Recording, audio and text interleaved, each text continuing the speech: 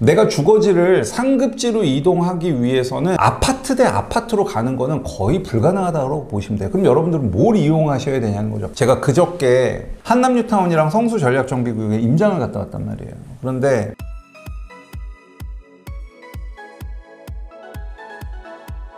헬로, 부동산 형사 전문 이승환 변호사입니다. 잘 사는 흥부님을 모시고 미국 연준 금리에 따라서 부동산 정책이 어떻게 될 것인지에 대해서 지난 시간에 알아봤는데요. 이번 시간에는 무주택자 또는 1주택자 또 혹은 다주택자가 어떻게 대응을 할 것인지에 대해 여쭤보려고 합니다. 흥부님 안녕하세요. 네, 안녕하십니까. 내년까지 금리가 계속 인상될 것으로 예상을 하고 있는데 그러면 주택 보유수에 따라서 어떻게 대응하는 것이 현명할까요? 네, 일단 지금 금리가 많이 올랐고 또 앞으로도 오를 가능성이 매우 높기 때문에 많은 사람들이 지금 굉장히 힘들어하고 있는데 각자 처해진 상황은 다를 거고 내년까지 금리가 인상될 게 자명한 사실이라고 봤을 때 그러면 어떻게 대응을 해야 될 거냐에 대해서 사전에 미리 준비가 되어 있어야 된다고 보고요. 개인적으로는 무주택자가 됐던 1주택자가 됐던 현금을 보유한 사람한테는 엄청나게 큰 기회가 올 것 같습니다. 정말 저는 지금 그거를 시장을 다니면서 되게 많이 느끼고 있거든요. 그분들이야말로 바로 이 시기에 열심히 부동산 공부를 좀 하시고 임장을 하시고 해서 투자 포인트를 꼭 잡으셨으면 좋겠고 1주택자 측면에서 보면 둘로 나눌 수 있을 것 같아요. 정말 영혼까지 모든 걸 끌어모은 사람이랑 내가 대출을 받았지만 내 수입에 있어서 어느 정도 감당 가능한 사람이랑 이렇게 나눌 수 있을 것 같은데 금리는 앞으로 오를 거기 때문에 납부하는 이자의 규모는 점점 커질 수밖에 없거든요. 근데 내가 이 부동산을 처분하지 않으면 신용불량자까지 될 정도로 자금 여력이 안 된다고 하면 너무나 안타깝지만 정말 과감한 결단을 통해서 부동산을 매도를 해서 개인의 신용이나 이런 부분에 있어서 문제가 안 되게끔 하는 게 맞다고 보고요. 전 시간에도 봤지만 금리는 계속 오를 거니까요. 만약에 내가 대출을 받았지만 어느 정도 감당이 가능한다라고 생각했을 때는 전혀 매도를 검토하시면 안 돼요. 왜냐하면 지금 매수 문의도 거의 없는 상태이기 때문에 내가 매도를 하려고 하면 굉장히 헐값에 팔아야 되는데 그렇게 해야 될 이유가 전혀 없다는 거죠. 대출을 감당하는 1주택자 포함 다주택자면 이제 지금 뭘 하셔야 되냐면 아까도 말씀드렸다시피 내가 지불하는 이자의 절대 금액은 올라갈 거거든요. 그러면 지금부터 내 캐시플로우가 있을 거 아닙니까? 그 캐시플로우에 대한 점검을 하셔야 돼요. 예를 들면은 출퇴근할 때마다 택시를 타면 지하철이나 버스로 갈아타셔야 되고 한 달에 한 번씩 도다리를 드시는 분이라고 하면 갑자기?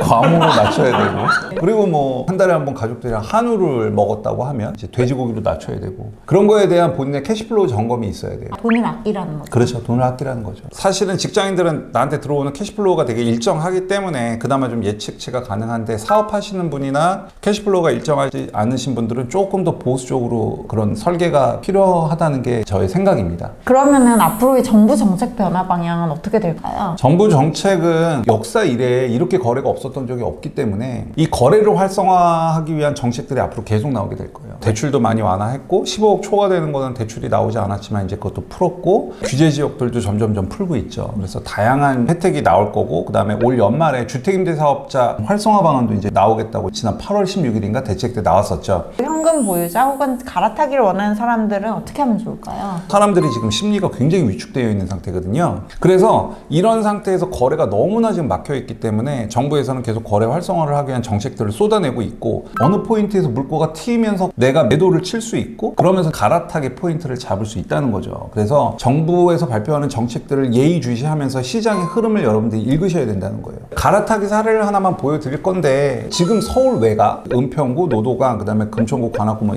외곽 쪽에 있겠죠. 거기에 신축 전용면적 84의 아파트 가격이 보통 네이버 호가 기준으로 한 12억 정도 하거든요. 물론 이제 이 영상을 보시는 분들은 야 그게 네이버 호가고 실제 거래가 안 되는데 무슨 12억이 말이 되냐라고 말씀하실 수도 있겠지만 그 사실관계보다는 제가 말씀을 드리려는 이 문맥을 조금 받아주셨으면 좋겠어요. 그럼 서울 외곽에 있는 신축 84가 12억 정도란 말이에요. 그러면 서울에 있는 핵심지 뭐 강남이라든가 한강변에 있는 신축 84의 가격은 얼마냐는 거죠. 네이버 호가로 놓고 보면 대략 한 40억 정도 된단 말이에요. 그러면 서울 외곽지에 있는 사람이 누구나 살고 싶어하는 서울의 핵심지로 가기 위해서는 내가 이거를 12억에 매도를 하면 내 현금이 28억이 있어야만 이쪽으로 갈아타기가 가능한 상황인 거잖아요. 근데 현실적으로 28억이라는 돈을 가지고 갈아타는 건 불가능하다는 얘기죠. 결국은 내가 주거지를 상급지로 이동하기 위해서는 아파트 대 아파트로 가는 거는 거의 불가능하다고 보시면 돼요. 그럼 여러분들은 뭘 이용하셔야 되냐는 거죠. 바로 이때 재개발이라는 게 나오는 거죠. 예를 들어 볼게요. 제가 그저께 한남뉴타운이랑 성수전략정비구역에 임장을 갔다 왔단 말이에요.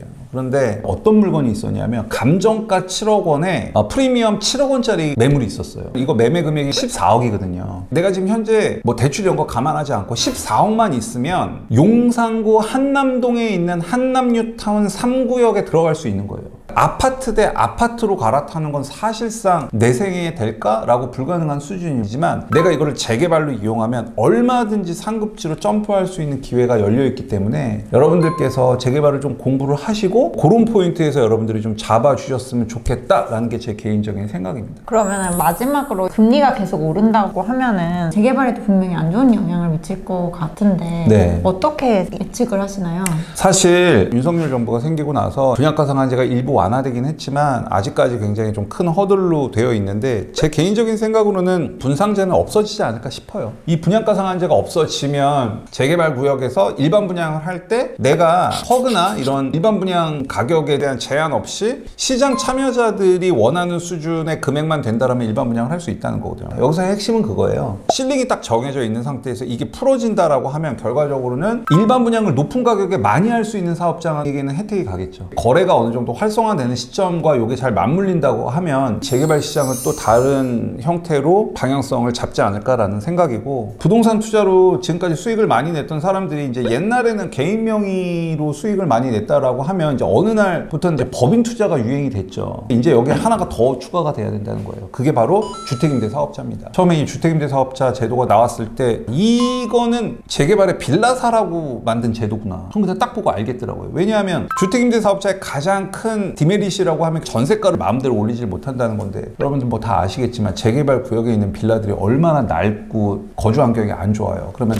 내가 전세를 올릴 수 있는 거에 대한 한계가 있잖아요. 막 무한정 못 올린단 말이에요. 그러면서 혜택은 혜택대로 다 받고, 주택임대 사업자를 묶으면은 종합부동산세, 종부세도 합산 배제되고, 거주주택 비과세도 되고, 뭐 재산세 할인도 되고, 그다음에 종합소득세 할인도 되고, 결국은 개인 명의로 투자할 수 있는 투자의 폭 자체가 굉장히 커진다는 거죠. 그렇기 때문에 여러분들이 이제는 개인 법인뿐만 아니라 12월 달에 발표할 주임사를 또 공부를 좀 해놓으시고, 제일 좋은 건 그거죠. 초기 재개발. 제가 말씀드린 초기 재개발은 이제 막 구역지 정도 안 된 데를 말씀드리는 게 아니라 이제 뭐 조합 설립인가 정도 난데, 그렇게 좋은 구역에다가 10년 정도 갖고 갈 생각을 해서 주택임대 사업자를 내갖고 길게 묻어두면 제가 봤을 때 수익이 한 8, 9억 나오는 거는 별로 어려운 문제가 아닐 것 같아요. 그래서 여러분들이 이런 쪽으로도 방향성을 꼭 잡아보셨으면 정말 좋겠습니다. 이번 영상은 미국 금리 상단이 5.25%가 예상이 되고 있는 상황에서 다주택자 혹은 1주택자 혹은 무주택자가 어떤 식으로 부동산 투자를 해야 될 것인지에 대한 이야기를 좀 들어봤는데요. 제 영상이 도움이 많이 되셨다면 구독, 좋아요, 알림 설정, 댓글까지 부탁드릴게요. 감사합니다. 네, 고맙습니다.